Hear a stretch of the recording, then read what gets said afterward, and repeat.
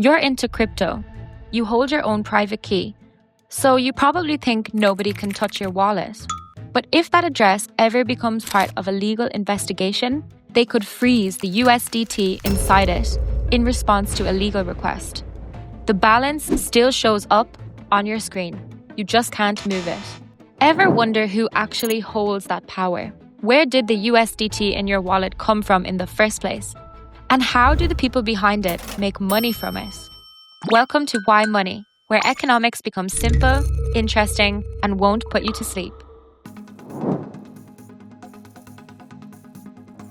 Bitcoin was created by Satoshi Nakamoto with the idea of reducing our dependence on banks and the traditional financial system. But here's the irony. Stablecoins, one of the most widely used tools in crypto today, are actually propping up that very same system. There are several types of stablecoins, but today we're focusing on centralized stablecoins, the kind most people actually use. In simple terms, these are digital dollars issued by a company, and the biggest example is USDT, currently the world's largest stablecoin by market capitalization. As you may already know, the USDT is not issued by a central bank or any government. It is issued by a private company called Tether, which has only around 250 employees. And last year alone, the company made more than $10 billion in profit. Tether was launched in 2014 under its original name, Real Coin. But the original founders stepped away fairly early, and control quickly shifted to Ifinex. The group behind it is extremely private. The man widely seen as the key figure behind Tether is Giancarlo Devasini, a former plastic surgeon from Italy. He is believed to be Tether's largest shareholder, and according to Forbes, he is also the richest person in Italy. Just think about that for a second. A man who rarely gives interviews now sits behind crypto's biggest digital dollar. And here's another interesting part. Ifinex also operates Bitfinex. In other words, the same small group sits behind both the world's largest stablecoin and a major crypto exchange.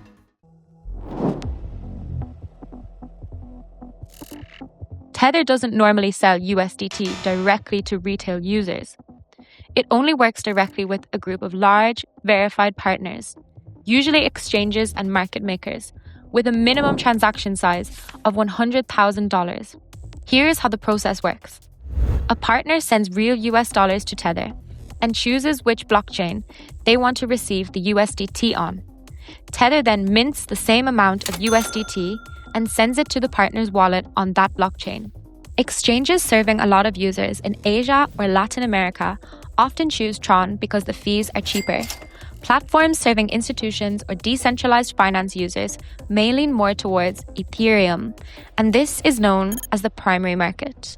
Regular people like us mostly buy and sell USDT that is already circulating on exchanges, without ever dealing with Tether directly. That is the secondary market, and this is where Tether's business model starts to become clear. Tether does not leave all the dollars it receives sitting in a bank vault. It puts most of that money into short-term US Treasury bills. It also allocates part of its reserves to other assets, including gold and Bitcoin. The Treasury bills generate interest income. Gold and Bitcoin, on the other hand, can rise or fall in value with the market. The user gets convenience, Tether keeps the returns. By early 2026, around $141 billion of Tether's reserves were held in US Treasury bills and other Treasury-backed positions, enough to place Tether alongside major foreign holders of US government debt. That scale is the foundation of Tether's massive profit machine. Its biggest competitor is Circle, the company behind USDC, but USDT is currently around 2.5 times larger than USDC. Still, does being bigger automatically make it safer? Not necessarily. And to understand why, we first need to look at how much control you really have over the USDT inside your wallet.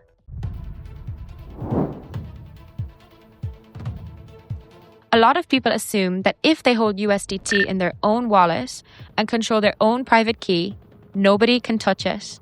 That's only half true. USDT isn't some free-floating object on the blockchain. The balance you see is really just a number recorded in a token contract created by Tether. On some blockchains, like Ethereum, that contract has a built-in function that allows Tether to blacklist a wallet address. Once Tether blacklists an address, the contract rejects any attempt to transfer USDT out of it. The balance still appears, but the USDT can't move. Switching from MetaMask to Trust Wallet, getting a new phone, or re-entering the same private key won't fix it. The restriction is built into the USDT contract on the blockchain, not the wallet app. To be clear, Tether does not control the entire Ethereum, Tron, or Solana network. It can only interfere with the USDT tokens it issued. And if your USDT is frozen, the Bitcoin, Ether, or other tokens inside the same wallet are not automatically frozen with it. Only the USDT is affected. Beyond blocking transactions, Tether can only reduce the USDT balance in a wallet to zero. This is usually done when the company is cooperating with law enforcement or responding to a legal request. In 2025 alone, Tether reportedly blacklisted more than 4,000 addresses, holding a combined balance of around $1.26 billion. Around 84% of those addresses were on the Tron network. Circle can also freeze USDC addresses, although the technical process may work differently. The point is simple. Both USDT and USDC are centralized. Even if you control the private key, the issuer may still intervene under certain legal or compliance-related circumstances. People in crypto often say, not your keys, not your coins. But with centralized stablecoins, even your keys may not give you full control. The ability to freeze tokens is only the risk we can see on the surface. The deeper issue is the pool of assets backing USDT. By the end of the first quarter of 2026, Tether reported $191.8 billion in assets and $183.5 billion in obligations, leaving a surplus of about $8.23 billion. In theory, that is what would remain after selling all its assets and paying every obligation. The surplus comes from the company's profits and can rise or fall with the value of its reserve assets. Now compare that surplus with the more volatile part of Tether's reserves. Tether held around $20 billion in gold and roughly $7 billion in Bitcoin. Together, that is close to $27 billion.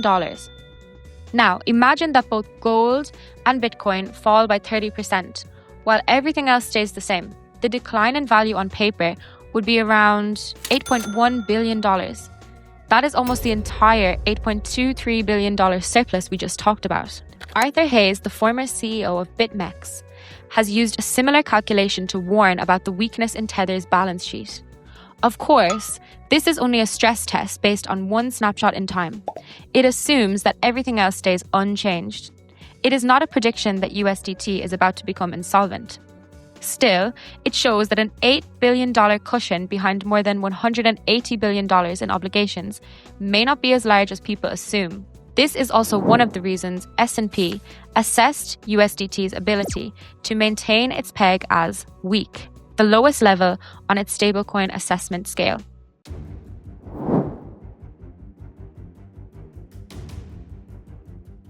Now let's zoom out a bit. In countries facing high or extreme inflation, like Argentina and Venezuela, the USDT isn't just used to buy crypto. A lot of people hold it to protect their savings from a rapidly weakening local currency, get around banking restrictions, or send money across borders faster.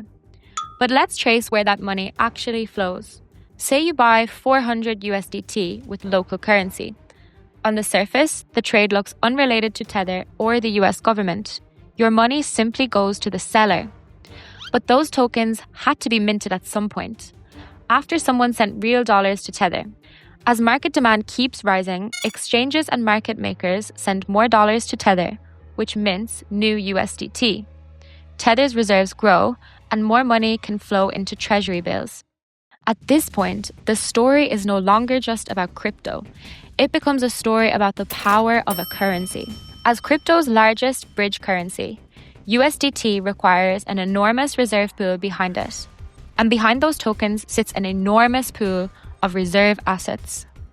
The Bank for International Settlements, or BIS, warns that the spread of dollar-based stablecoins into other economies creates a risk of digital dollarization.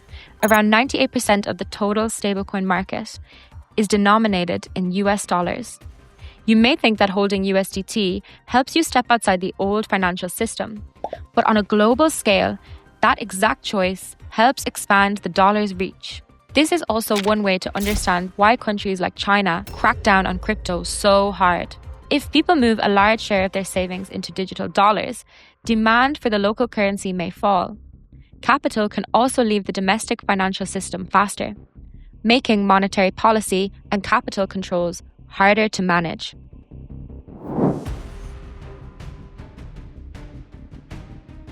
For the US, the money flowing through stablecoins is actually an opportunity, and the government is not going to ignore it. They're working on bringing it into the legal framework.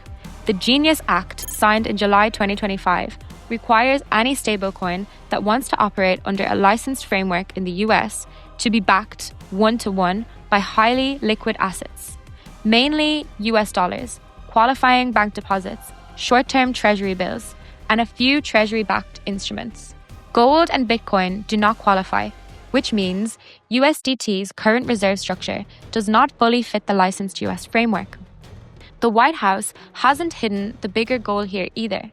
Stablecoins can reinforce the dollar's status as the world's reserve currency and create extra demand for US government bonds. That matters given the US is running a deficit of nearly $2 trillion a year, while traditional creditors like China and Japan haven't been increasing their holdings the way they used to. If the stablecoin market grows to between $2 trillion and $3 trillion, as the US Treasury Secretary has projected, the money flowing into Treasury bills could become a genuinely significant source of demand. And here's another paradox. At the government level, plenty of countries are trying to reduce their dependence on the dollar. But at the individual level, hundreds of millions of people choose USD stablecoins every single day. Crypto was once seen as a rebellion against state-controlled money. Now, crypto infrastructure itself has become one of the most effective distribution channels for the US dollar. So how is Tether dealing with the Genius Act when USDT's reserves still include gold and Bitcoin? They're taking a two-track approach. One track is USDT, which keeps serving the global market. The other is USAT, a new stablecoin built specifically for the US market and the Genius Act's requirement. A Forbes analysis suggests that USAT may function less as Tether's path towards compliance and more as a legal firewall, allowing USAT to serve the regulated US market while USDT continues operating globally. So is USDT freedom or a trap? The answer is probably somewhere in between. It helps people escape weak local currencies, move money faster, and access crypto. But users still have to trust a private company, reserves that they cannot control, and a system tied to the US dollar. Next time you see USDT sitting in your wallet, maybe you won't just see it as a dollar on the blockchain anymore, but as a link connecting crypto to Tether, gold, Bitcoin, and US debt. The blockchain itself might be decentralized. The money running on it, not so much. Thanks for choosing to spend your time with this video when there's so much else you could be watching. If you found it useful, leave a like and subscribe for more. Thanks for watching, and I'll see you in the next one.